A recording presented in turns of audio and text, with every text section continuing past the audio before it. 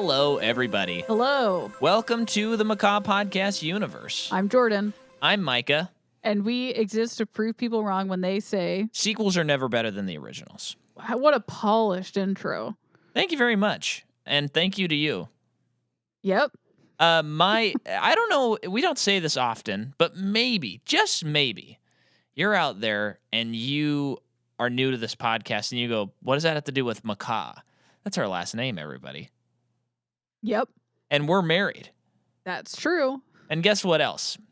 Sometimes, occasionally it happens. Happened to me this weekend, and it's okay. I do like answering these questions, but we have very simple rules on this. People will go, would you ever cover this series? Would you ever cover this series? Etc. It's very simple. It's got to have 3 entries, and they've got to be theatrical releases. With a tiny asterisk. Yeah, we did do a Netflix series, but that was during COVID. And we kind of just wanted to do it, which was Fear Street. So and it was a fun concept of how they released it. Yeah, it was.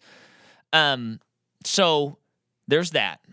And the other thing, sometimes we'll get questions like, hey, if you ever did Rocky, how would you do Creed? Would you do... Yeah, it's all a series, baby. Mm-hmm. We established this with the MCU. We do the series within the series. We're not just going to do... we're not just going to do Creed. How could you understand Creed without Rocky, You gotta have the Sylvester along with your Stallone. But having said that, we're not talking about Creed or No. Rocky. I just recently saw it. That's how far back we recorded this. And that means we can't be selective. If we're going to cover X-Men like we are right now, we got to watch all the good ones along with all the bad ones. Yes. And so, quick recap for the listener. You have the X-Men movies with the original cast. Hugh Jackman will go on to continue being Wolverine throughout both casts. And then you have the reboot series with X-Men First Class going all the way to Days of Future Past, which then creates a timeline divergent where they can then make new movies. Do whatever the cuss they want. Yes. And so this is the 12th X-Men movie proper, but the 4th movie in the reboot movies. And I believe it's the 7th movie that's like an actual X-Men movie. Oh, I love classifying. I should have been a zoologist. I would never figure this out. I haven't made much of an effort to figure it out during this time watching these X-Men movies. But because there have been some series we've gone into where it's like, I'm finally going to get down all the Star Wars titles, which has always been a struggle for me. Going into X-Men, it's been pretty blasé for me. For me, it's like, let's just get through it. Okay, so pop quiz. Oh, no. Pop quiz, X-Men. What are the titles of the movies? X-Men. Yes. X2. Uh-huh. Oh, no. X3. No, I wish it was called X3. The Last Stand. Yeah, X-Men The Last Stand. That still counts, of course. And then X-Men Origins Wolverine. Yes. And then Days of Future Past? No. No. I don't know. Then it goes to the reboot movie, which is What's called... the reboot movie? With the first one with James McAvoy. Oh, I meant First Class. Did I say First Class? No, you said Days of Future Past. I meant First Class. Oh, you did? Okay. First Class, and then we get Wolverine in between. Yeah. And then Days of Future Past. Yep. And then Apocalypse. I think Deadpool's before, but, we're splitting hairs. Deadpool doesn't even care. He doesn't. So then, whatever I just said, Apocalypse, and technically now this movie. Yeah, and Logan and Deadpool too. Logan. But I know that that those, Okay, so you did good. Don't ask me. One more question. In theatrical release order, what are the names of the Star Wars movies? You just have to get their subtitles. Star Wars Episode 4. A New Hope. Okay, yes. Ding.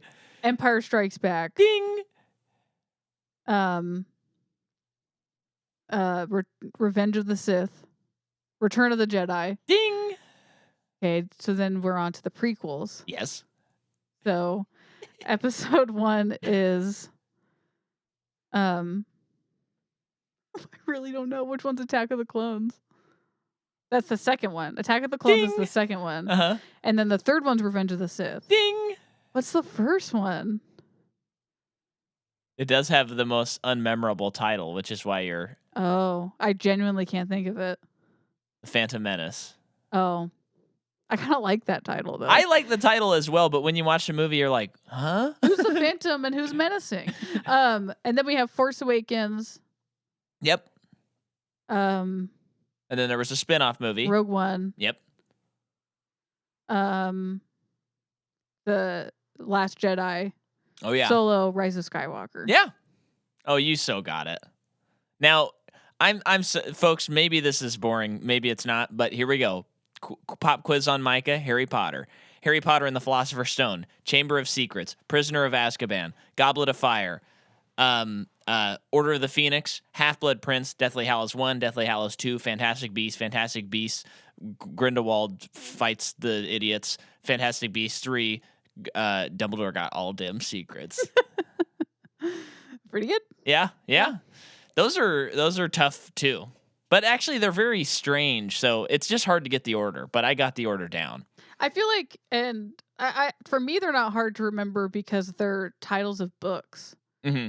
And like, I feel like with some of the Star Wars, it's just thrown together. Yeah. Well, I with Harry Potter, the titles are great because they're encapsulating the children's story. Yeah, and they're actually like, oh, which one is Chamber of Secrets? It's the one where they discover the Chamber of Secrets, or the prison. Like they all really describe it where it's like the Phantom Menace. You could probably name any Star Wars movie the Phantom Menace, and it would work. Yeah. But we're here to talk about Dark Phoenix today. Dark Phoenix, yes. So, right off the bat, folks, you're going to want to listen to this episode because all you've heard about is, oh my gosh, Dark Phoenix, that movie's terrible, terrible, terrible. Critics and fans alike. And while I do not disagree with that sentiment, here is the hot take. It's the best of the 4 new X-Men movies. Like, kind of easily. Which is sad, because this... Okay, wait, so the new 4, let's go back. Yeah. That's First Class. Yeah. Days of Future Past. Yeah. Apocalypse. And this is the 4th one. Yeah. Okay. It is like head and shoulders better than those. Yeah. In my opinion. Yeah. Some of those have some cooler sequences, like the Quicksilver stuff in those movies is much cooler. But overall, it sucks. But like the stories are just awful. Yeah. And this one kind of is way better. But that is not to say that I think this is a good movie.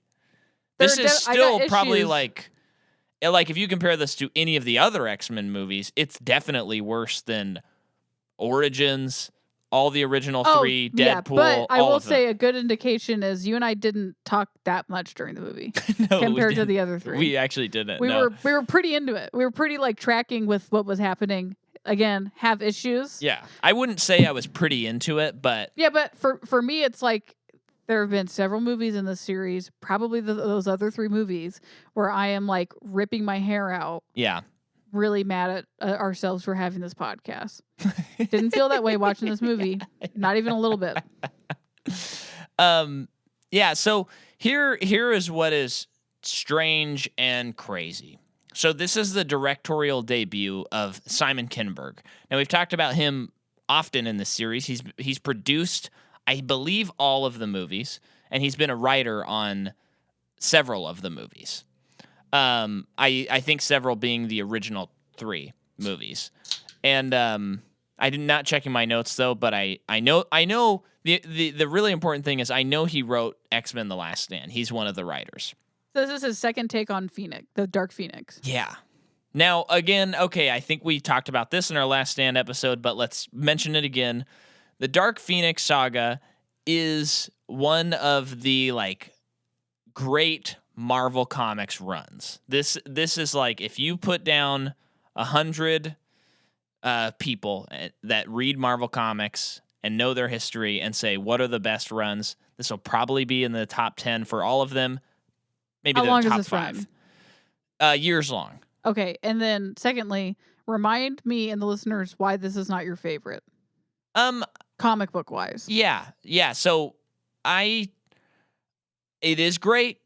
It just doesn't. It just doesn't quite connect with me. There's a lot of like interstellar, galactic, cosmic stuff going on that just doesn't really come together, in my opinion. Mhm. And that's a lot of. I know this is like blasphemous, but Chris Claremont is like the X-Men writer, and I've read some Chris Claremont comics that are That amazing. you wouldn't believe. Yeah, like Days of Future Past, love. He's written so many, but I think he has a tendency to, and I mentioned this in another episode, he has a tendency to like, you have 2 pages left and you flip the page and then someone's like, oh yeah, let's do that thing that was never established or discussed. And then we solved Oh. it. And I think he does that like far too often. Oh, okay. But yeah, the Dark Phoenix storyline, the basic story of it is pretty awesome. And it's pretty great. I think part of it too is like an expectation thing where I had been told like this is basically like this is the Godfather of Marvel comics, and then I read it and I was like, I like most Spider-Man comics better than this, So, yeah, and maybe there's just personal preference in there as well. Yeah. Because there's this whole thing with Charles being in love with like this alien lady and stuff, and it was just I felt like it always bogged the story down whenever it went to them two. Well, I guess it's a good thing 2 times around they didn't include something like that. Well, not according to everybody else, because nobody likes this movie. Oh, but is that something people have specifically said? Oh, I don't know. I haven't seen. They do some interesting Charles stuff in this movie that they have not done with other movies. I wish that they went farther with it. Yeah, what? Well, okay, especially in the beginning of the movie, the first part of it, Mystique is really criticizing him for like making the X-Men just be like trophy superheroes. And he's just being he's just being the yes man to like non-mutants. Yeah. Because he wants to be in the good favor of the president and the public. And kind of the president has an X phone in this movie, so it can't be all bad. No. But like she's criticizing him for maybe showing favor to non-mutants when mutants aren't shown any favor at all because they're still being persecuted and stuff. And throughout the movie, we get to a point, okay, Mystique dies, spoiler alert. And Nicholas Hoult is now like, I see what she was talking about now. Charles, like, all you do is push us to be superheroes. Paraphrasing. And I like that stuff. I don't think that they didn't convince me that Charles was doing that. They could have done way freaking more with showing us having Charles, like, maybe they're making them do these photo shoots, doing these interviews, doing press. Oh, that makes the movie like 10% better. Just doing all these like uncomfortable, interesting things where they're like a sports team.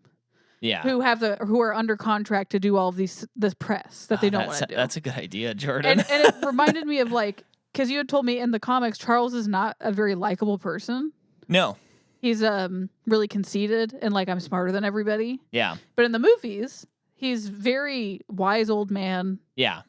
Patrick Stewart brought that to the role. He did. And I think that James McAvoy continues that. Yeah. I do like that element.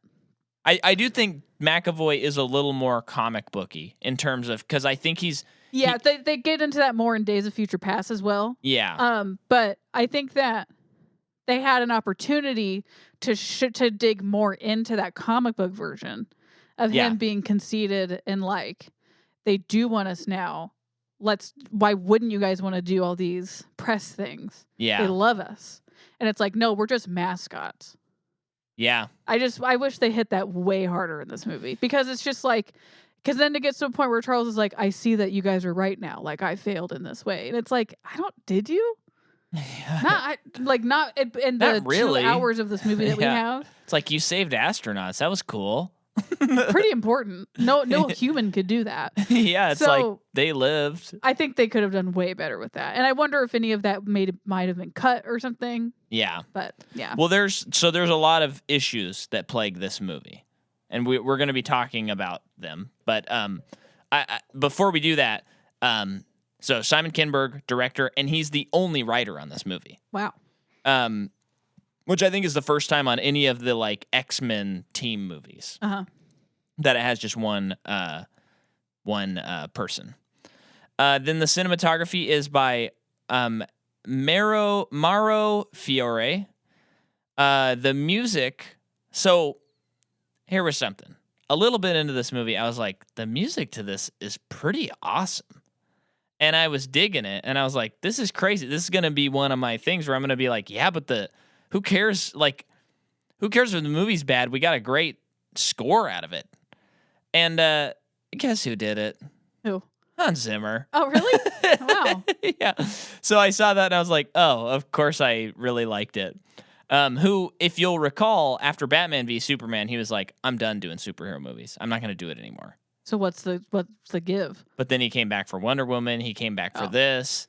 And then I guess Ron Howard was talking with him, and he was like, you shouldn't really just write off a whole genre of movies. You should just maybe be more particular about what you choose. Very, sound advice. Yeah.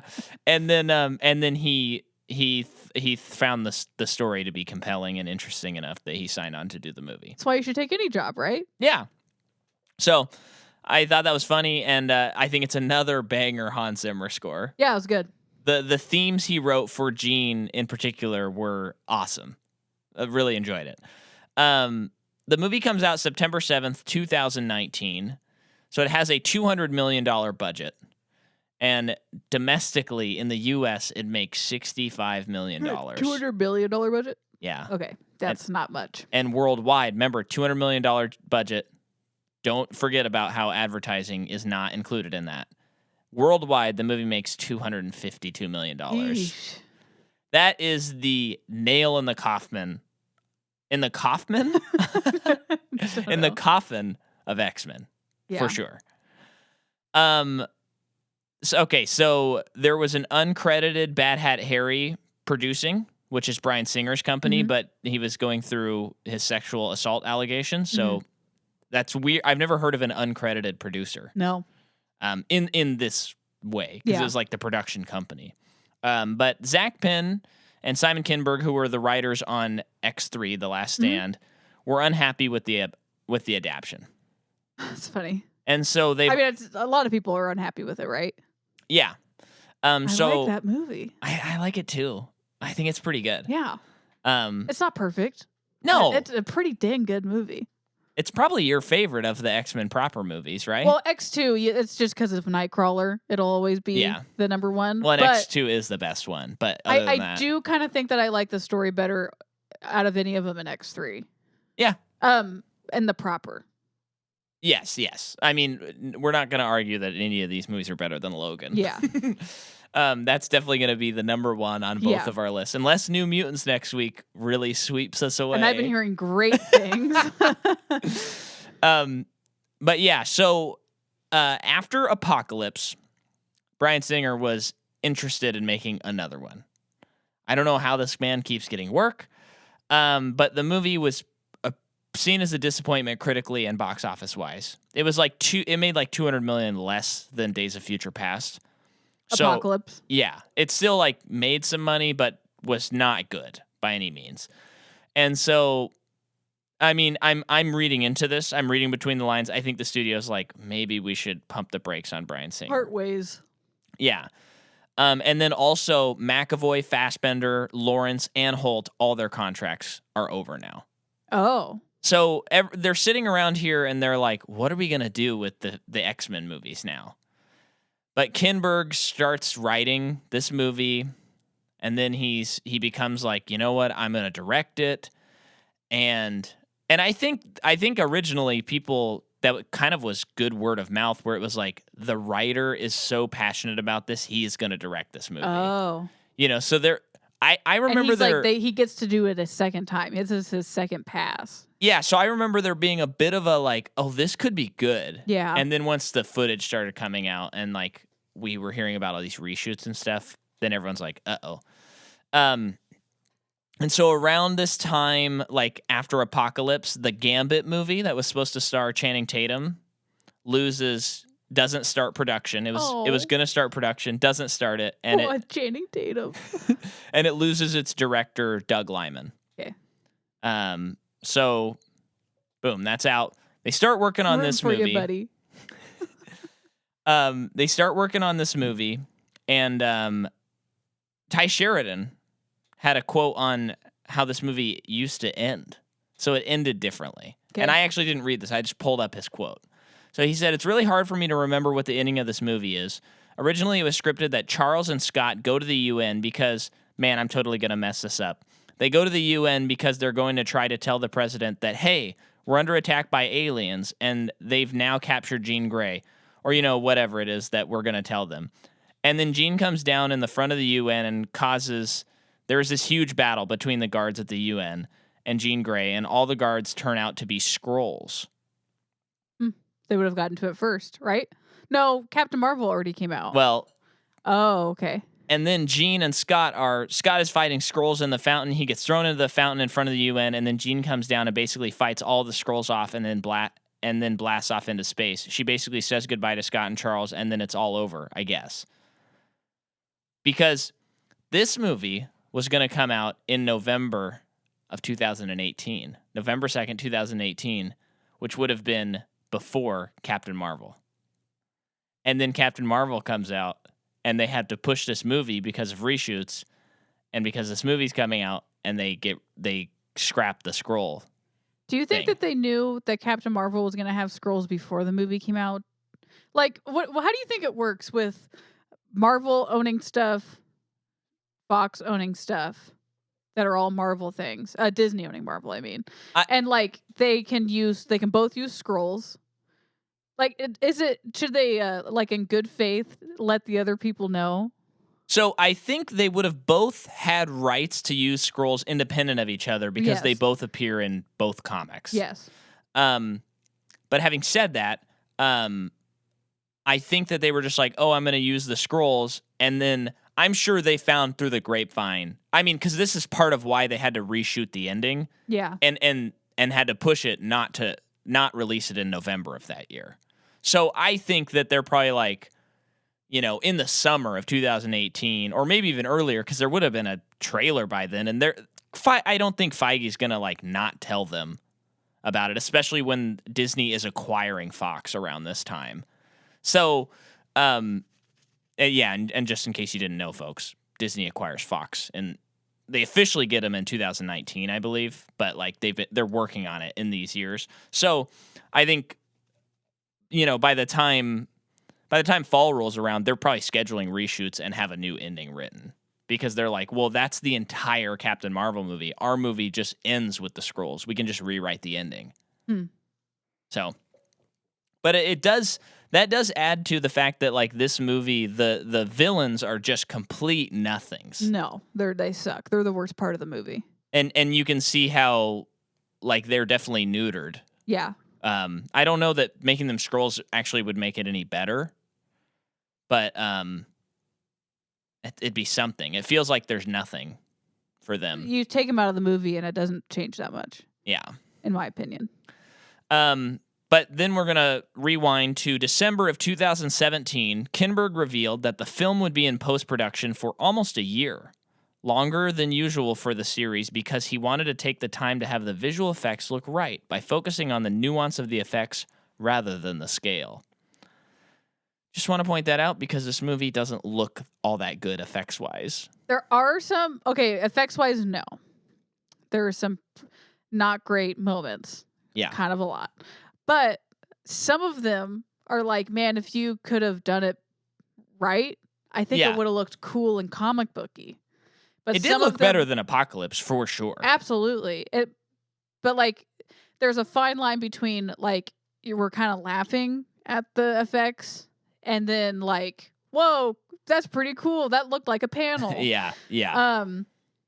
I do like how the movie was shot. Sure. I could see that. Especially as opposed to the other movies. I feel like this one it just felt different than the other movies. Yeah. I'm holding my tongue because I have some other. Yeah. But I don't think you're necessarily wrong. So then they pushed the release to February 14th of 2019. This is because of routine reshoots, and then they did a test screening, and they had to juggle everyone's schedule. Everyone's so famous now, getting everyone's schedule. So That's normal, but then they delay it to June 7th, 2019, and then that's finally the date. So 3 reschedules. That's not super common, especially pre-COVID. Maybe 1 reschedule, but 3, that's not a good sign. That's not quite like New Mutants, which I think rescheduled like 5 or 6 times. Oh gosh, yeah. Which we'll talk about next week. But a lot of people at Fox were laid off due to this merger acquisition. I keep calling it a merger, but it's an acquisition. Oh, okay. And some of those people were in a department called the advertising department. Oh, okay. And marketing department. Okay. So this movie was not advertised super well. And a lot of people think that's another reason why this movie didn't do well. So we're seeing how like the cards are kind of stacked against this movie, even if it was good. Yeah. We can guesstimate that it probably lost $133 million. Bad. A couple of extra things here. Would have been the first in a new trilogy Simon Kinberg was planning. There was a moment in time when it would have been a 2-part movie. Okay. And then after the acquisition, they cut scenes from New Mutants and Dark Phoenix that would have set up sequels for both movies. Okay. At the end of the day, pretty smart. Yeah. And then it was reported in March 2019 that Feige had spoken to a lot. Oh, no, I jumped the gun on this. Yeah, well, okay. So in March of 2019, it's reported, we don't know, that Feige, this after the acquisition, was talking to original X-Men actors, which would mean that they're probably going to bring them over to the MCU. But set that aside, let's listen to the man himself, the creator of Dark Phoenix, had this to say about the movie. My problem with both iterations of Dark Phoenix on screen, the original by Brett Ratner and the newer version by Simon Kinberg, is I don't think you can do it effectively in 90 minutes. You can tell a good story in that time frame, which I think Simon did, but it's not the evocation of the story that Dave and John and Paul and I created. It doesn't have the impact of knowing the characters and their dynamics and building to it conclusively in this narrative way. The challenges in terms of canon like X-Men, it's more like Harry Potter and Hogwarts or Game of Thrones. It needs time and space to evolve and to bring the reader or viewer in and give them a result that's worth the investment of that time. Do you agree with that? Yeah. Having read it? Yeah. And especially with, it makes it sound like I don't like the Dark Phoenix saga.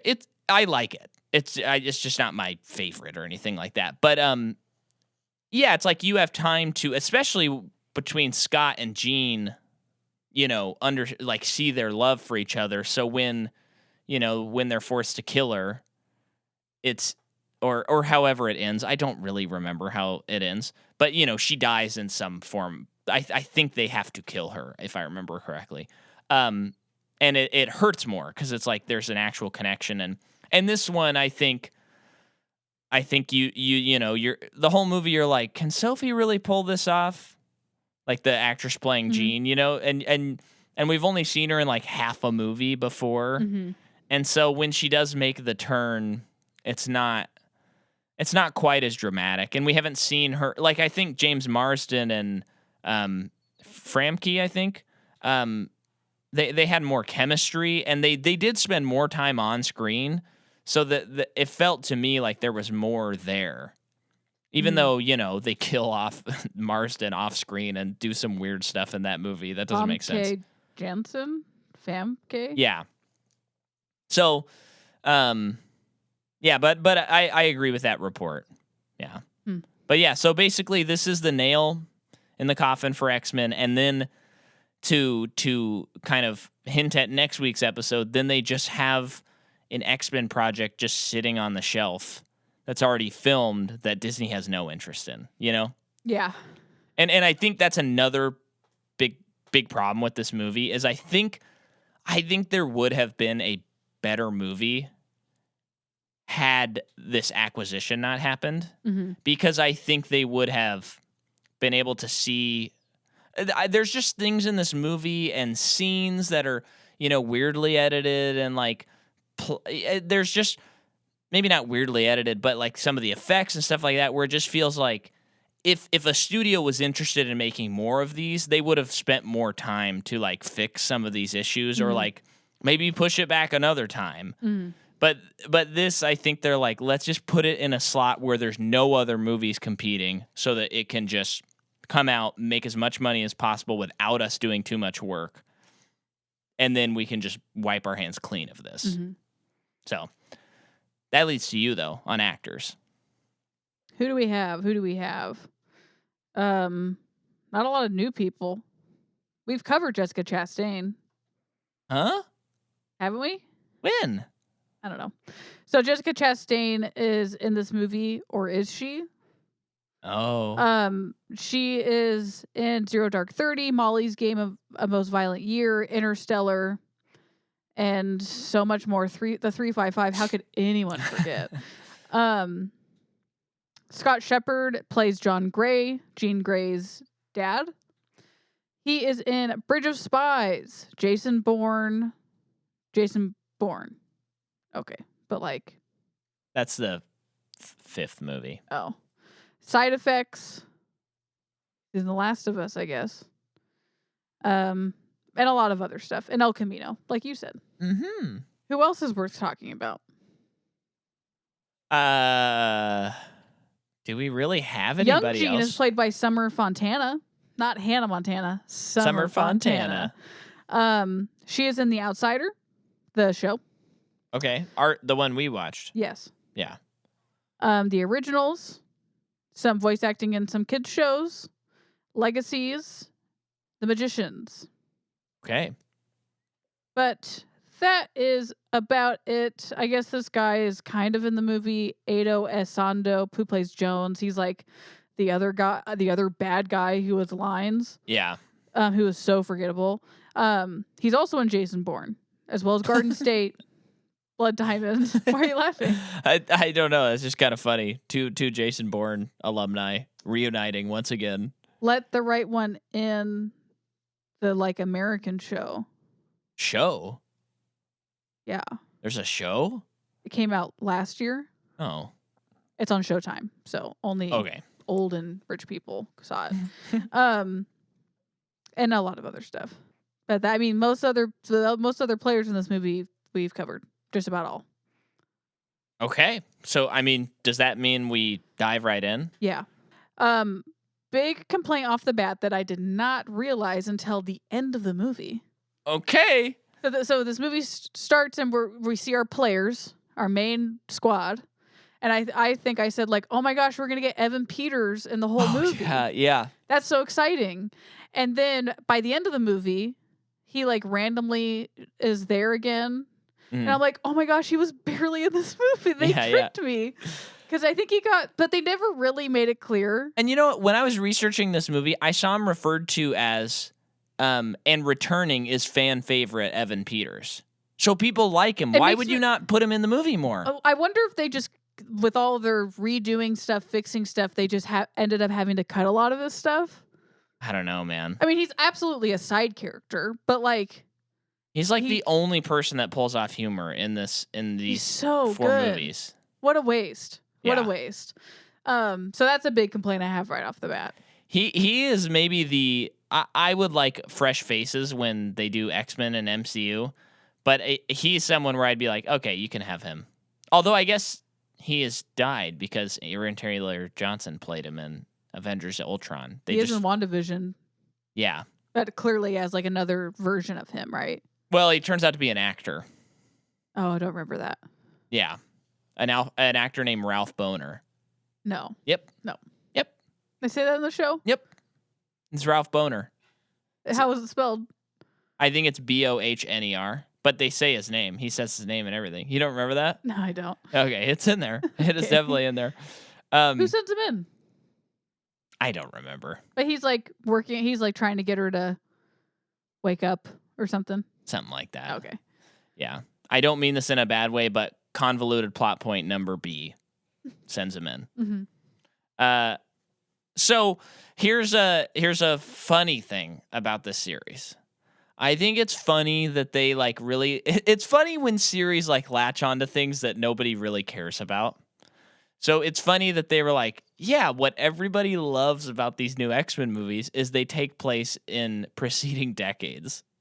I really just think they just shot themselves in the foot Yeah, repeatedly with and this now stuff. on the one hand, here's what I'm going to do. I'm going to give them credit because this does kind of reflect comics, because comics will reference real life events, and it's like Spider-Man lived through like the Kennedy assassination and all that stuff, but also, he like was at the World Trade Center and he was still a teenager. You know what I mean? Yeah. Or like in college or whatever.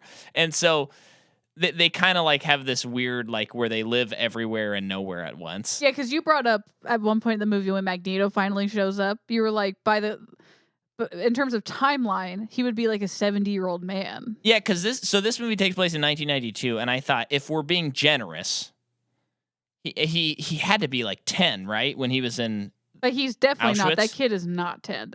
The actor is not 10. Like not like the younger or older? Older than 10. Okay, that kid looks like he's like 14. Okay, so if I'm being generous, he's 10 years old, and if I'm being generous, it's toward the end of the war, 1944, we'll say. And so 1944, so 50, 60, 70, 80, 90, he'd have to at least be 60, almost 60 in this movie. And all the other characters are like the same age-ish. And so everybody, like Hank McCoy, he should be 60. Like everyone should be 60 except for like Scott and Jean. And maybe Quicksilver. And Nightcrawler. Yeah. So that's kind of funny. It's really not a big deal, but it's just funny that they were like, yeah, this one will take place in the 90s. And then they probably would have been like, we're going to do one in the 2000s next. And, and it's like, nobody asked you to do this. Yeah. And this movie like didn't feel like it had any 90s-ness to it at all. So it felt like, I don't know why you had to do it in this decade. I think they had to justify at least like Jean and Scott's age and like using those same actors, like the young actors. Yeah. And they just threw 1992 on there, but then we're like, okay, now we can move forward. Yeah, because it's basically kind of modern looking. Yeah. Yeah. So the movie starts with a young Jean in the back of a car. It's with her parents. on the back roads with her parents, and this is when her powers are discovered. Yeah. And she can't control them. She's hearing everyone's thoughts, so she's screaming for people to be quiet. But she's also like controlling things. She has no idea like how to do it or anything. Causes a car accident. Causes her mom to fall asleep and have a car accident. Yeah. Praise off the bat. I'm going to say I thought this car accident, for the millions of car accidents we've seen on screen, I thought it looked pretty interesting and kind of original looking. Yeah, I thought so too. It looked good. And I was kind of like, because when you go into these movies that everyone says are bad and you see something good, you're kind of like, ah, crap, am I going to have to fight everybody on this movie? Because I was like, okay, this is pretty, I'm kind of compelled right off the bat. Looks good. Yeah. Loses her parents. Parents, out of the picture. She's Bruce Wayne in it. She's straight up Wayne in it.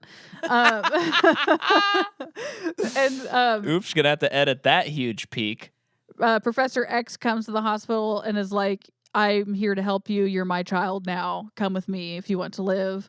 Adopts her. Yeah, pulls a real Terminator. Yeah, takes her to the School of Youngsters, where she still knows that, like, she as a child is like, I killed my parents. I'm responsible. I'm broken. And he tells her no one's broken. Yeah. Yeah, I thought the child actor was good. Yeah, no, I mean, all of this stuff I thought was really good, actually. Yeah. Yeah, I think maybe we can get to maybe we could talk about it now. We find out later in the movie that Charles lied to her and that her father is actually alive. Yeah, he did not die in the car. Because he didn't want his daughter. So he was like protecting her from that? Yeah, the pain of that memory of knowing she was abandoned. Okay, so I guess I was a little confused. And I know the movies aren't all dependent on each other. Yeah. But in X-Men The Last Stand. Yeah. An alternate timeline, but yes. Yes, alternate timeline. But in terms of the similarities, Professor X says that he he built walls in her mind to protect her from herself. And in that movie, they made it clear that like there is a deeper power within her. Yeah. That is uncontrollable, and that's what he's protecting her from. Yeah. In this movie, it does not sound like that. No, it is that.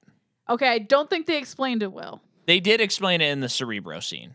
But to me, it felt like I feel like it was just a little blasé. Okay. On explaining, but if you're tracking with it, it's probably just me. Yeah, maybe you just missed it. I feel like they were actually pretty clear about it. Because he's talking about him, and that's part of where Mystique is like, you can't do that. Like, you're putting blocks in her mind and stuff like that. And he says something, and I'll find it when we get there, but it's that to me thing. Yeah, but he blocks out her memory of her father in addition to like trying to keep that power at bay. Okay.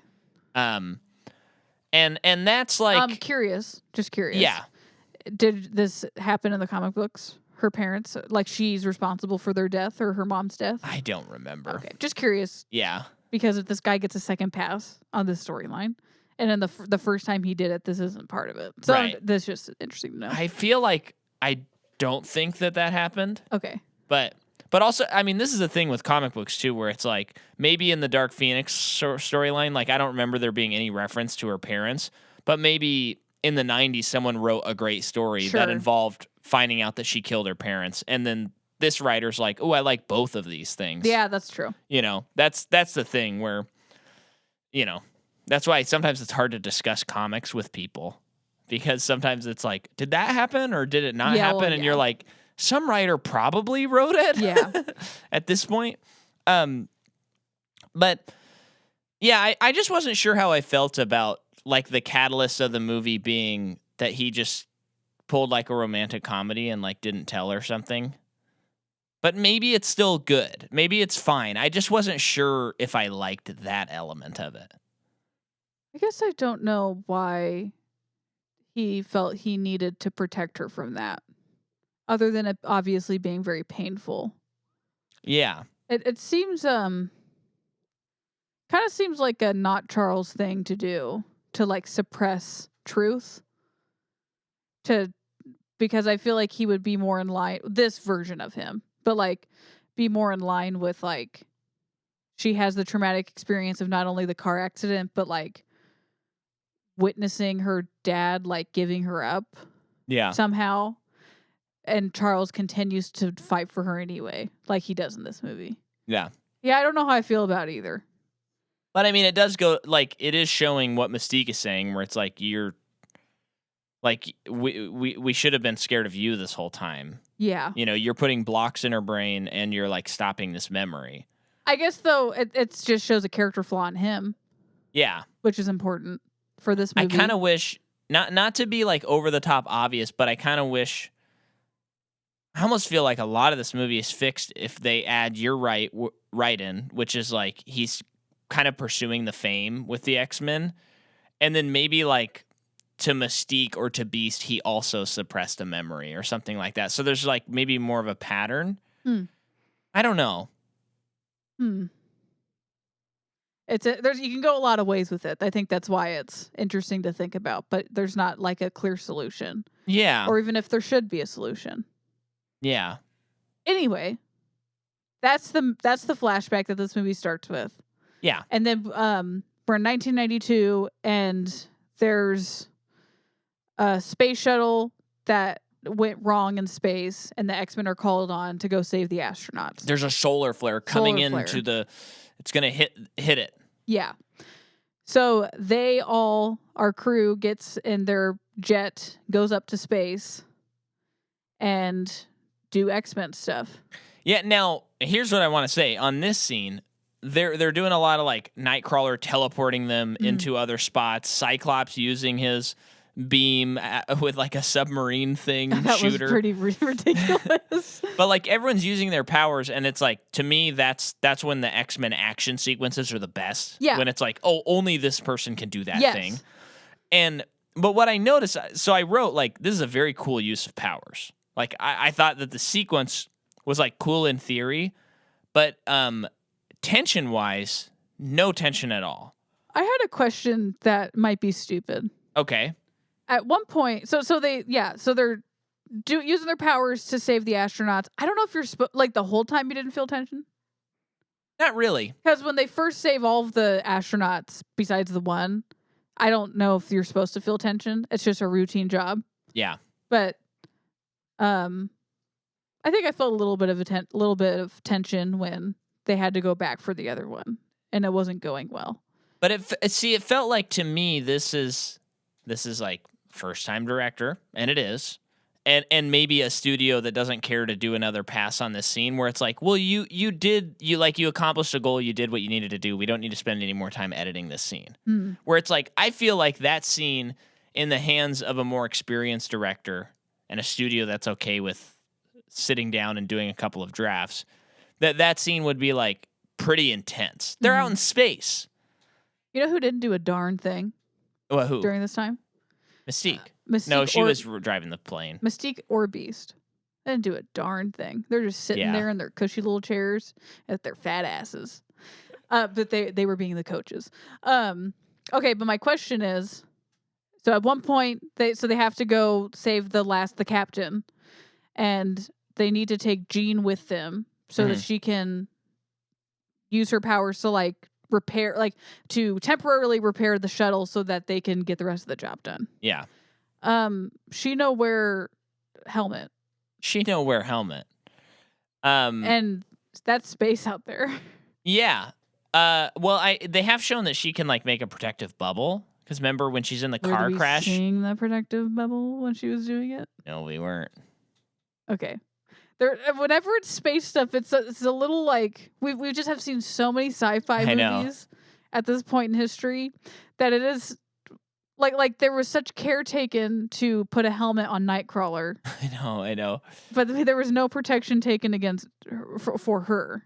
Yeah. So I was a little confused. Yeah. But maybe there was a force field bubble thing. It's not making or breaking the movie. It's just a question I have. No, but it speaks to a carelessness, Maybe, maybe not. I didn't catch the Charles thing later. So, But again, I really think this scene could have been full of tension, and it was not. But it was a good showcase of their powers. Yeah. Especially Quicksilver.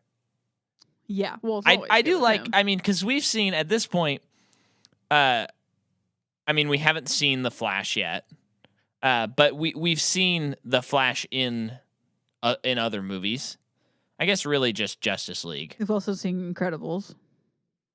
Oh, yeah, but we can't compare those two. That's not fair to movies compared to Incredibles. Okay. Because those movies are great. But I do feel like they really did realize the speed power. Oh, and we've seen Quicksilver in Avengers Age of Ultron. I feel like this version of the speed and going super fast in a live action format outdoes the rest. Contest. It's like they figured it out.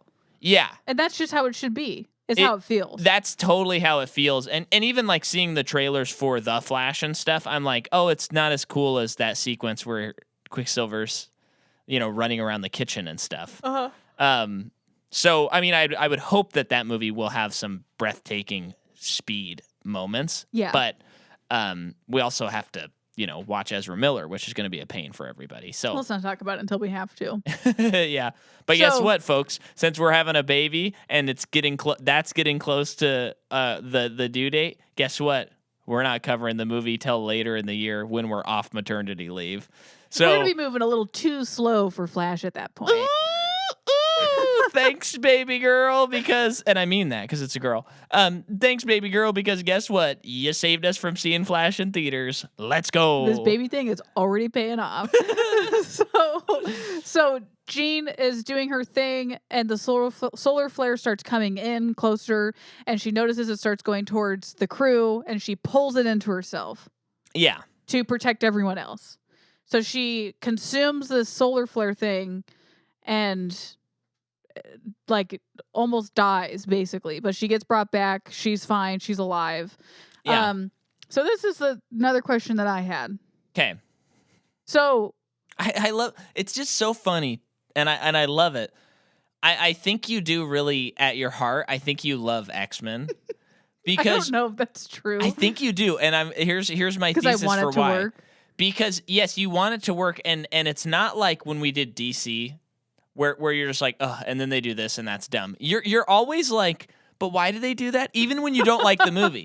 You're like, but did I miss something? And I'll explain it sometimes, or other times we try and figure it out, and if we figure it out, you're like, okay, that works then. So I think in your heart you are an X-Men fan. Okay. That doesn't mean that you're a fan of all the movies, but one X-Men comic.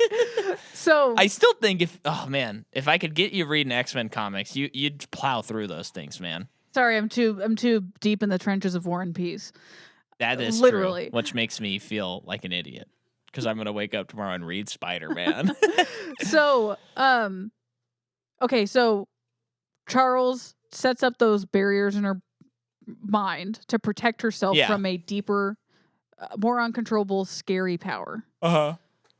And this thing that she consumes, it like activates it. It's so powerful, it like breaks down those walls. Yeah. That's kind of what they say later. Yeah, I think so. Okay. But I think it also like amplifies the powers as well. Because that thing just feels like a source of power. Mm-hmm. Like a pure source of power. Yeah, something like it. I mean, they clarify that it's drawn to her at some point.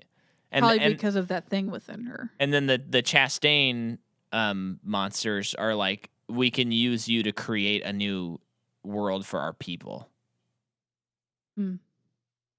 Yeah. Remains to be seen. So, okay, so she's fine. She actually feels great. She's like, oh, man. New lease on life. Her readings are literally off the chart. Beast says, I gotta build a bigger computer to track you, babe. And then that's when we get into Mystique criticizing Charles for how he's handling the X-Men now. And one thing and then she says in a movie that came out in 2019, a real movie and a real conversation, is she says all these serious things about Charles, like kind of making them like, mascots, like you said. And then she says, and have you noticed that the girls are the ones that usually do the saving? Maybe you should change the name to X-Women. Okay, so that I wanted to put my thumb on for a second. Yeah. Is that true? That the women have done all the saving in these movies? Yes. Because it just clearly, purely I can't remember. And Apocalypse, I think by the end, Phoenix does Dark Phoenix stuff. Yeah. So I guess she saved everyone. Lest we forget that in Apocalypse, X-Men or Quicksilver did save everyone in the mansion from exploding, which was probably 100 people. Yeah. So that's one thing. Okay. Not that I want to take anything away from women, but when it said she said that, it's like, I haven't been clocking this. Is this true? I don't think it's accurate to what we've seen. I think it's been pretty like, I mean, they're a team. But I'm thinking usually it's like 4 people have done it. Big main baddie fight scenes. Yeah. So, like Dark Phoenix, I guess. Okay, sure. What was the bad guy in Future Past? Mystique stopped the bullet from getting hit after she was convinced by a man. And then in First Class, I mean, they all kind of stopped the missiles or whatever. Yeah, I don't know if I agree with her. No. It seems it's kind of dumb. Well, you can't say that. Oh, whoops. Okay, so yeah, she criticizes him, and then Jean is having fun in her new skin with Scott. And I do agree that I think it was the Claremont quote, something that this movie can't do, and what the other movie also did not have a lot of time to do, is establish a relationship between Jean and Scott. Well, this is like the Bucky Barnes thing in the MCU. Yeah. Where it's like every time the Winter Soldier shows up, it's like, hey, all this character development happened off screen. And you're like, it would have been nice to see some of that. Yeah, you seem pretty cool, but I guess you're not cool enough. And then the next time you see him, it's like, hey, bunch of stuff happened to me in between those 2 movies. Now I'm like this now. And you're like, okay, I guess. Yeah. At least they got a show though. He did get to develop character. Yeah, that's true. But yeah, in terms of, I just don't feel much chemistry between them. No. And he does have a little of the Pete Holmes like duck lips when he has the mask on. You know, like when Pete Holmes is Batman and he's doing the yeah, it's funny. Hey guys, if you haven't ever watched Pete Holmes' Batman humor. College Humor sketch, it's so funny. Come on, everyone's watched it. At this I point. know, but maybe you haven't. And there's actually more than I always. I feel like every time I look it up, I'm like, oh, there's another one I haven't seen. I think there's like 4 or 5 of them. Yeah, there's a lot. But they're very funny. They're funny. So Jessica Chastain. Okay, so we're there. These aliens come down, and there's just a random woman at a dinner party who's like, how come our dog is barking? She goes outside, someone walks up, we get turns half into a her. glimpse of these people that look like tree people, and then all of a sudden they like take the bodies of their victims, and it's like, cool. So you barely spend any time. We're just gonna get Jessica Chastain the rest of this movie. Yeah. I would rather look at the weird tree people. Yeah. And I know that they're not tree people, but I would rather Ints. I would, they're tree herders. I would rather. They're not trees. They're tree herders. I think that I would rather, for sake of creativity and something different. This is a loaded thing I'm about to say because Oscar Isaac was abysmal in Apocalypse. Yeah. But I would almost rather in this movie give us the cool looking aliens over Jessica Chastain, who you paid too much money to get. Wait a second. You're telling me that you didn't think it was cool when Oscar Isaacs held the TV and said slowly learning? No. Oh, okay. And he looked really bad is what I'm getting at. But Well, I would almost rather just have like the weird looking aliens than like regular people who don't have a emotion. Here's what they should have done. Here's what they should have done. If these were going to be scrolls, now I know that this changes everything, but they could have taken the scroll approach of Ben Mendelsohn in Captain Marvel. He's all souped up in prosthetics, and he looks cool, and he gets to do a performance, and it's great. Mm-hmm. And that's a good movie. But it sounds like they didn't have the time or budget or care to do that. Yeah. So. Hey, here's a praise on the movie. Mystique looks normal and good again. She does. She looks really good. Didn't look too bad either. Yeah. He's not great all the time. But I don't think his design is good. I think that's the problem. Yeah. Which seems weird because, I don't know. Every time I see him in the comics, I'm always like, he looks amazing. And I'm sorry, Cody. Love you, guy. But I just there's a lot of Nightcrawler in this movie, and all I wanted was Alan Cummings. Yeah. So I almost would rather Nightcrawler wasn't in these movies. I know. I hate to say it because it feels blasphemous, but yeah. Are there? I know this is a change of subject, and it would be hard to think of these off the cuff. But are there any actors that you can think of right now that you were like, oh, if MCU is starting from slate 1, I would want this actor to be in that role? Oh, for a certain X-Men? Yeah. Oh, I don't know. Daniel Radcliffe sounds like a fun pick. For Wolverine. Yeah. Mm-hmm. That would be cool. But, I don't know. Do you have any? I don't. You know what would be, you know what? If they got Daniel Radcliffe, Radcliffe. He's rad. Yeah. For Wolverine, it would be cool, and I'm being genuine about this. Think about the structure of these movies. They're supposed to be in a school and everything. If they got Rupert Grint to be one of the X-Men, and they got Emma Watson to be one of the X-Men as well, I think that would be cool. That would be a bad choice. Why wouldn't that be cool? Because that is so distracting. You can't do that. Yeah, you can. You can't. You shouldn't. They're old enough. You can do it. I just think that's a big mistake. Okay, I really thought you were going to connect to that. No, it's just too. They've been in 9 movies together. 9? 8? 8, yeah. As best friends. Okay. Oh no, here's one. He's still probably too young. This is a serious one though. Henry Melling as Charles Xavier. Oh, you put as Charles Xavier? Yeah. Though? Yeah. Are you sure? That I'm throwing it out there. I don't know if I actually agree with that, but put him in the movie just in general. Actually, he would be a good Beast too. He would be a great Beast. Yeah. I'm shooting off the cuff, okay? I'm not like not saying no to Harry Melling. Yeah. He's always a yes. I don't know about Charles though. I just think he could be Like think of him playing Charles, like not sweet and not kind of harsh and aggressive like James McAvoy, even though he's not like that aggressive. But think of him playing it a little bit off. Like if he was Charles Xavier, but a little bit off. I kind of like it. I kind of love it. I don't think we want that, though. We kind of do. I don't think so. I don't think you know what you're asking for. I don't know. I'm trying to think of somebody, but I don't really got nobody.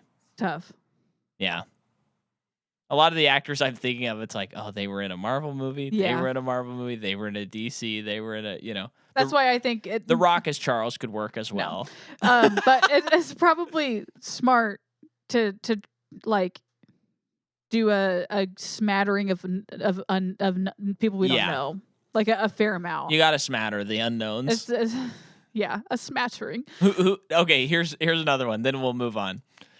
You have to put him in the movie as one of the main X-Men. Kieran Culkin. Who do you have him play? You have to cast him. It's like his dad or something is like the studio head, and he's like, you have to cast him in the movie.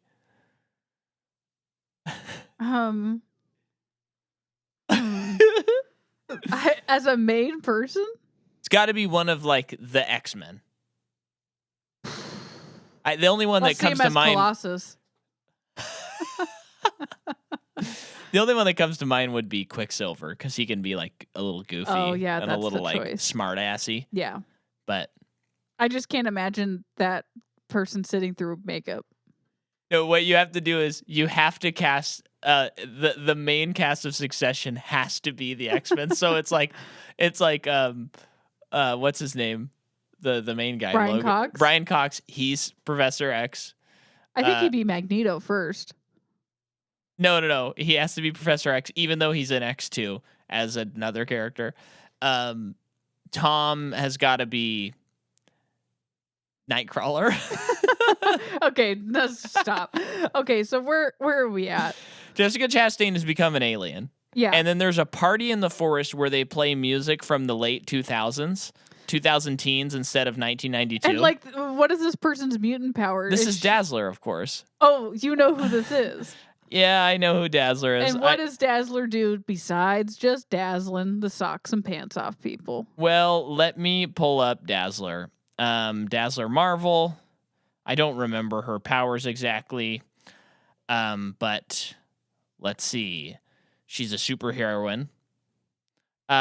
Here's her abilities. Ability to convert sound into light of various forms and intensity. Polarizing eyes and preventing blindness and dazzlement from light. Trained singer, actress, and dancer. That's under her abilities.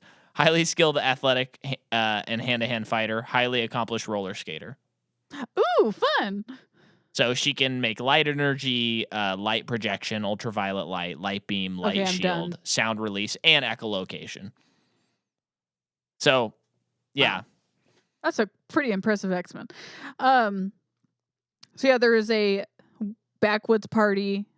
Kids are drinking, having fun, and Jean has a moment. Yeah. Like a burst of powers. Energy. Yeah.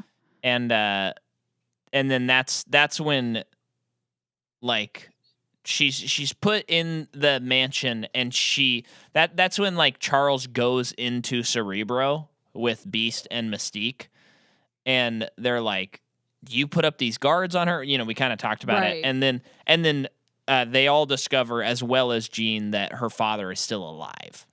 And then she flees, and she's too powerful for Charles to track anymore. Yeah. Now, here's something the movie doesn't really do. They don't do a good job at establishing who Jessica Chastain is. No. So, for example, in this scene, I wrote, Power of Phoenix will make white hair resurrect race. Because I don't know what her name is. Vuk or something. Which they say so late in the movie. Because I was like waiting for them to explain who this person was. The bad guys, as we've already said, could not be more forgettable. They could not be more inconsequential to this story. Yeah. They suck ass. They're so bad. They suck major ass. And I just wish that they had established more what they were after. I know that they're like They want to resurrect their race, but like give me a reason to either root for them or not root for them, like right away. And I am tired of this. I am tired. Please hit this. Hit it harder. Hit it harder. I'm tired of bad guys being emotionless. It does not work anymore. We like give me like you just said, give me a reason to hate them or love them, but don't give me a reason to not care about them. Which is they do throughout the whole movie. I have no reason to care for them, and they just all of them don't have emotions, and like to the point where has that ever worked? I don't know. I keep thinking of like for me personally, it usually doesn't. Yeah, I keep thinking of iconic villains, and everyone that I have has like certain things that they do that are strange, or they like really care about something. I can't off the top of my head. I'm not thinking of any villain that's like, I don't care about any of this. This had to have been one of the easiest acting jobs for Jessica Chastain ever in her career. Yeah. She just said things with no emotion. Yeah. To the point where at the end of the movie, the fight scene, she's like, your emotions make you weak. And it's like, really? This is what this movie's going to be about, being emotional? Yeah. But like the whole movie wasn't really talking about that. That felt like such a like guy wrote a feminist message. Yeah, because it's like, we're giving women a chance to throw tantrums. That's like how it felt, but like throughout the whole movie, the movie wasn't about her like, emotions, controlling her emotions or whatever. And it is a little different when like if you can't control them, it will like murder a planet. That is kind of different than like having emotions. It was very weird. But yeah, when she said that, she's like, you don't like you need to be emotionless. I'm like, really? And then her response is like, no, my emotions are my strength. And I'm like, okay, this was not a woman writer for sure. Because that's just such a like fake message. Yeah. But yeah, so Jean tracks down her father. I just the note I wrote here. Charles lied about the father for some reason. Dad abandoned her. That's a wrap on Jennifer Lawrence. That's right. I know. Okay, so this scene, I actually liked this scene. Yeah. So Jean goes to her father, and she not only is it the first time seeing her father since the day of the accident, she quickly realizes that her dad did not want her. Yeah. So like that's hefty. That's pretty hefty. Hefty. Not whippy. Wow. And she. Just sees in their home all these pictures of her mother, but no pictures of her. And he tells her that day of the car accident, my life died, and you died with it. Basically, yeah, that's good stuff. Heavy stuff. And so she gets emotional, believe it or not. And the X-Men show up. They track her down, and they're trying to plead with her, like, we're here to help you. Yeah. She's like, I don't believe you guys anymore because Charles, the person I trusted most, kept something from me. I get that. Yeah. So a fight scene ensues. I like all of this. I think it all looks good. I love the Quicksilver part most. Yeah. Where he's running after her. They put that in the trailer. That was like a money shot for the trailer. It looked so good. So just her powers are showcased that they're so much stronger than everybody else's now. Yeah. Great demonstration. In the trailers, just the way they had it set up, I was convinced in my brain that like it was a low budget movie because it looked like there was a fight scene by a house and then a fight scene that just involved a helicopter in the distance with Magneto. And I actually thought they were the same fight scene. Oh. But that's like kind of all the trailers showcased. And then like the astronaut scene. And it looked kind of like a low budget movie. And I think when you're watching like it too. Advertising didn't have what they needed. Yeah. But didn't have manpower.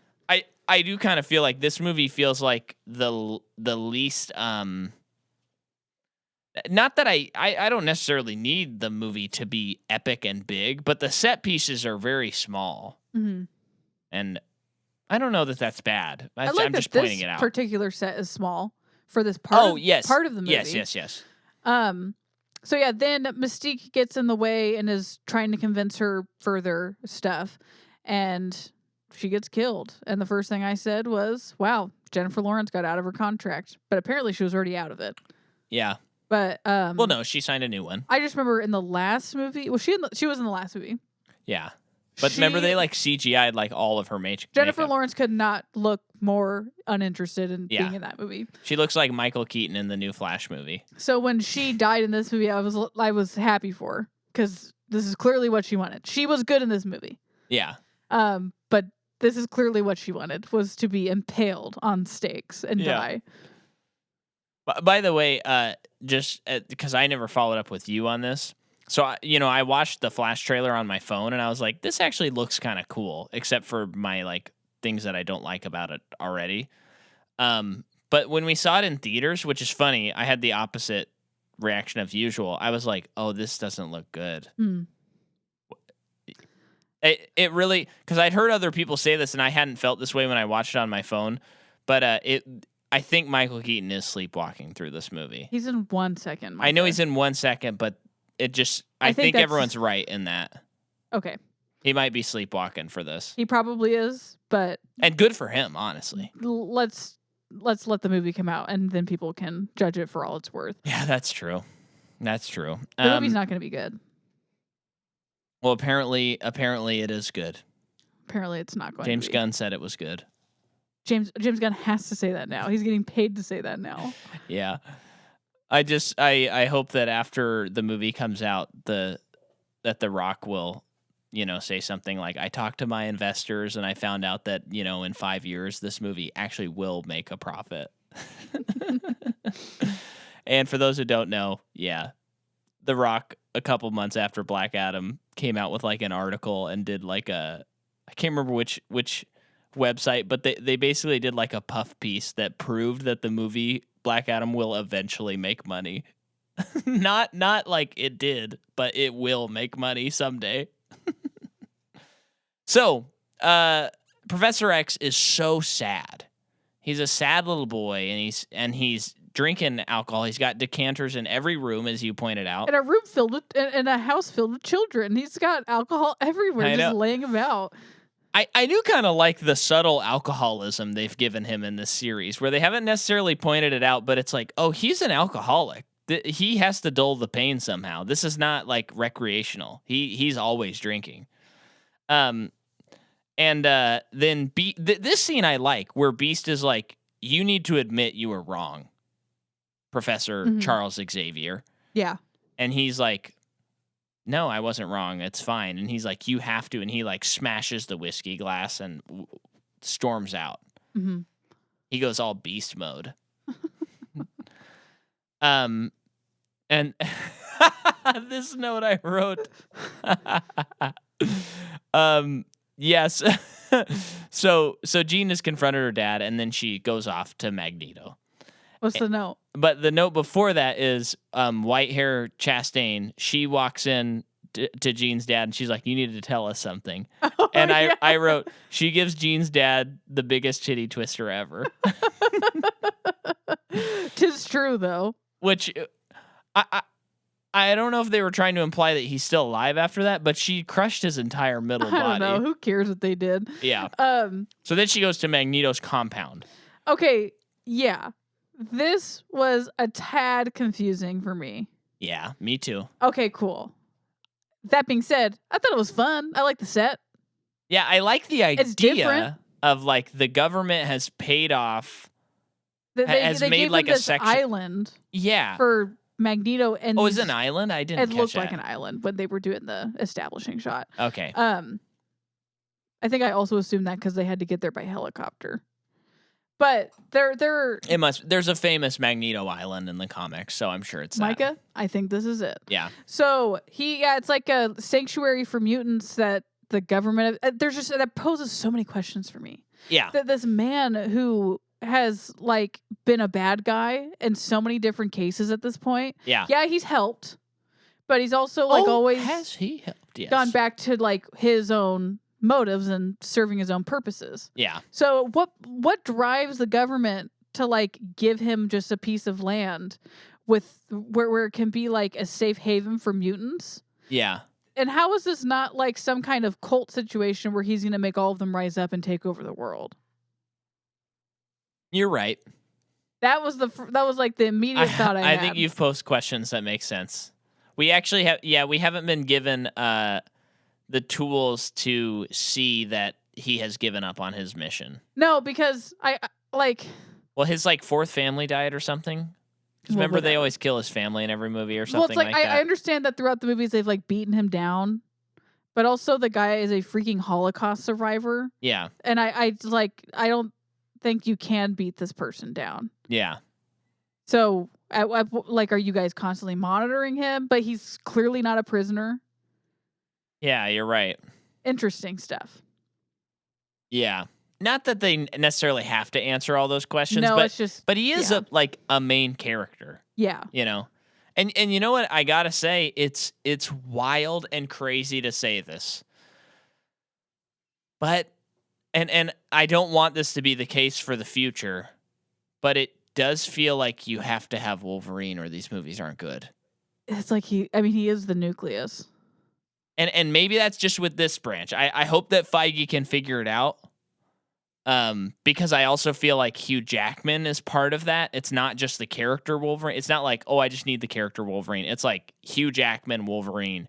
If you don't have him, then the X-Men movie is not good. The only X-Men movies that are good that don't have Wolverine are Deadpool.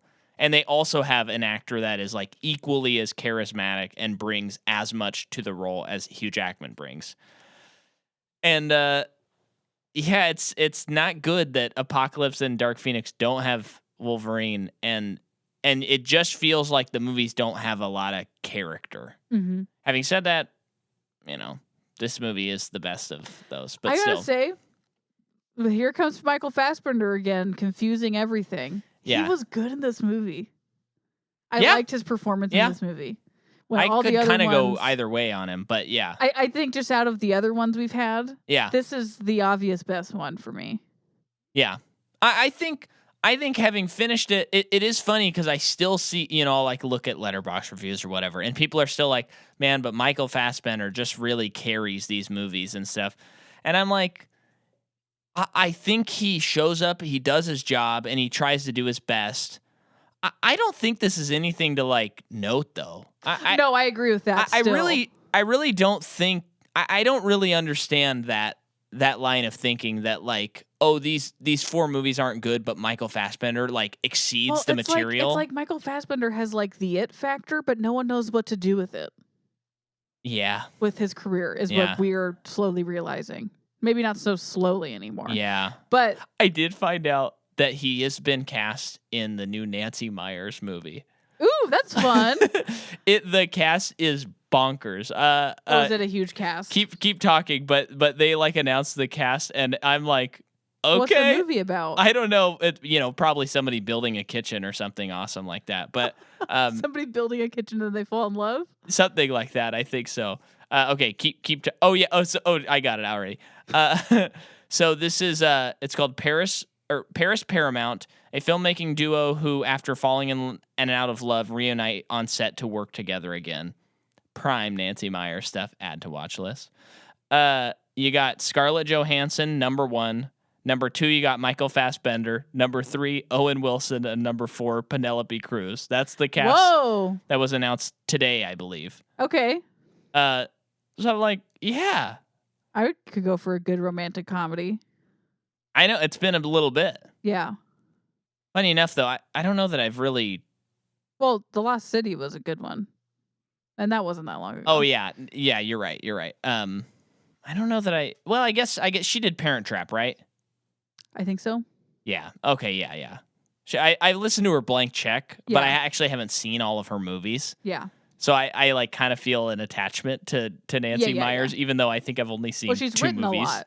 She's written more than she's directed, right? I think you're right. Okay. Yeah. But yeah, she's kind of cool. That's funny. Okay, so we're at the compound. But the holiday's not good. No. We're at the compound of Magneto. Jean shows up and she comes to him seeking advice because he's a bad guy and he's killed people. How does he get over it? Yeah. And I really like the scene between them. Yeah. Where he's asked her several times whose blood it is. Yeah. She doesn't.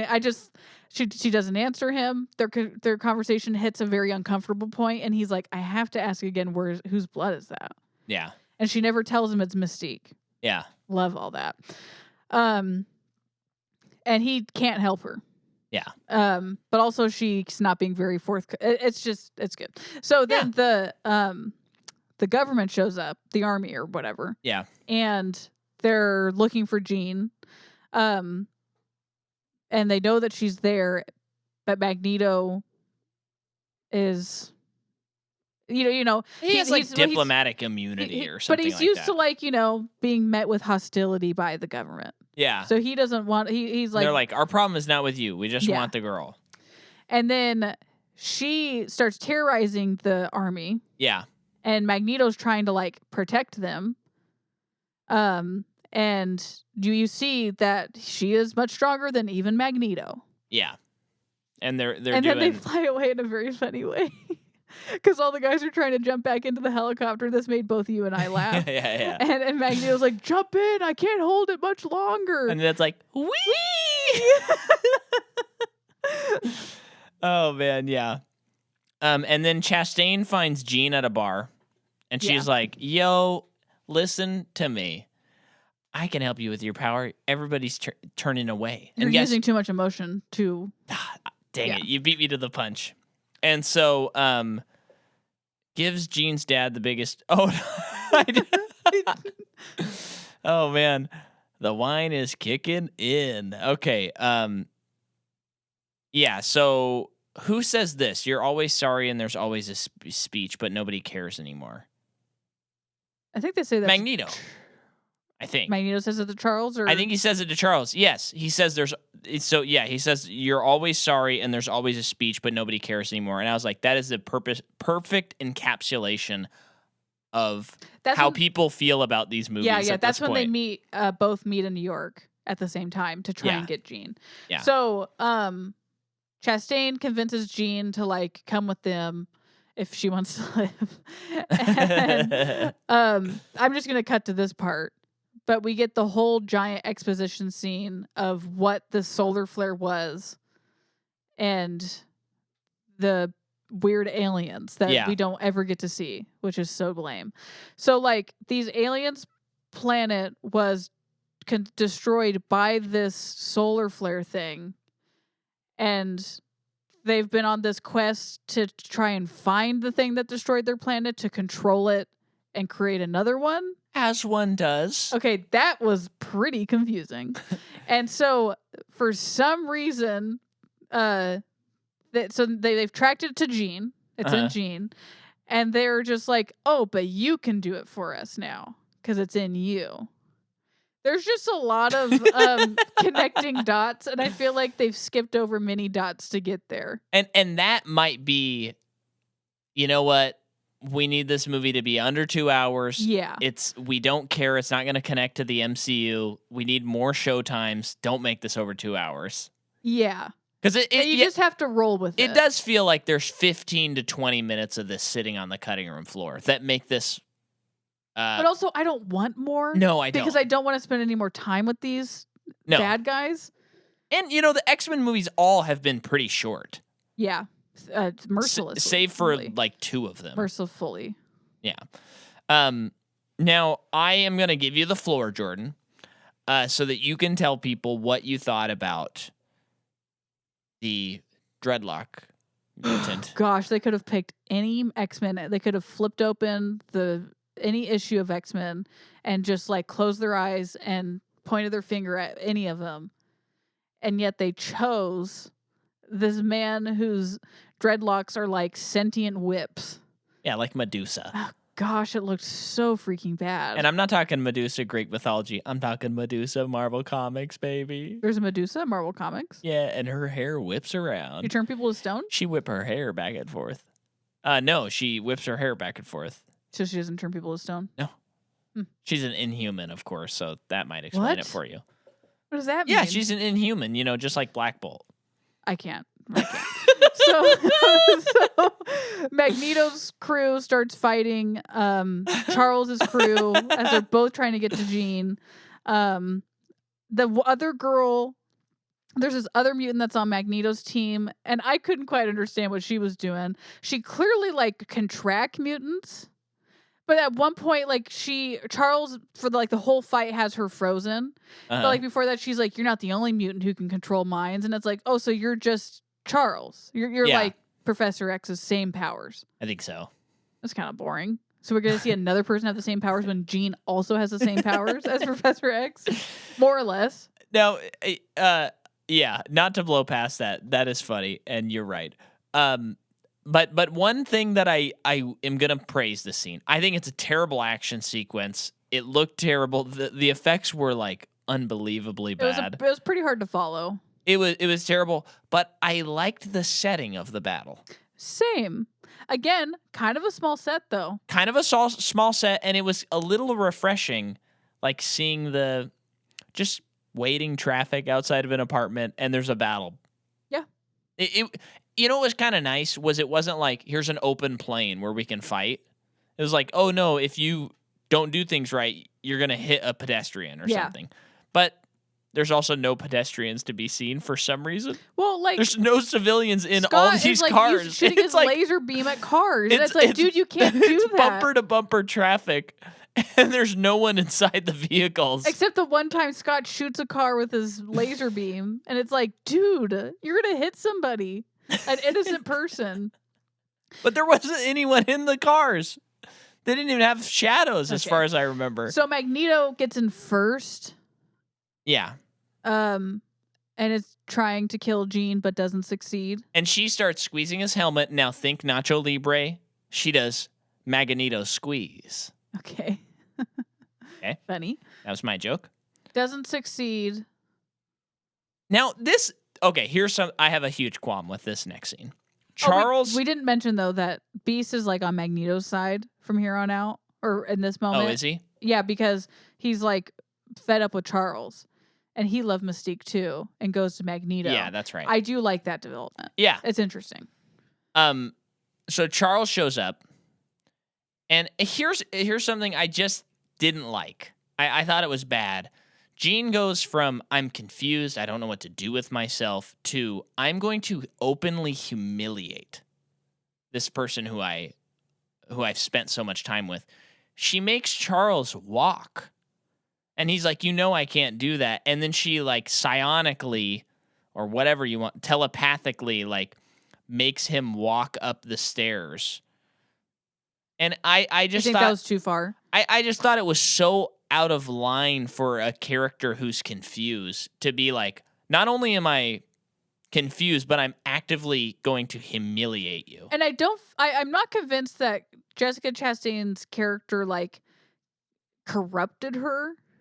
All she did was like, can you help us out? She's putting the seeds of doubt in her. But she's just kind of asking for help. Yeah. More than anything. But no, it's making her just do like a really awful thing to someone. Yeah. So I thought that was dumb. But she stops. And then they're all captured. And I honestly don't even remember how that happened. I think that just in the commotion of everything, the police showed up and they're like, got you guys. Here are these collars that take away your powers while you wear them. We're putting you all on a train. Yeah. And then we get another fight where they're all wearing MCU badges, by the way. Yeah. That was kind of strange. Mutant Control Unit. Okay. That's my guess. But the aliens come to track down Jean. And the mutants are freed by one of the army dudes. This scene's okay. Yeah. Again, it's different. One thing to point out, ill-defined powers of alien race. I don't know what their powers are. They're regenerative and super strong, I guess. But then like Jessica Chastain's character is like emulating other people's powers. And it's like, you can't do that. The Apocalypse guy did that. And his powers were indeterminate too. Well, but did you catch with Apocalypse? He touched a TV and learned everything. It's so annoying to even bring it up. So you did catch that though. Yeah. So then in this scene too, Nightcrawler goes like rogue and starts like straight up killing.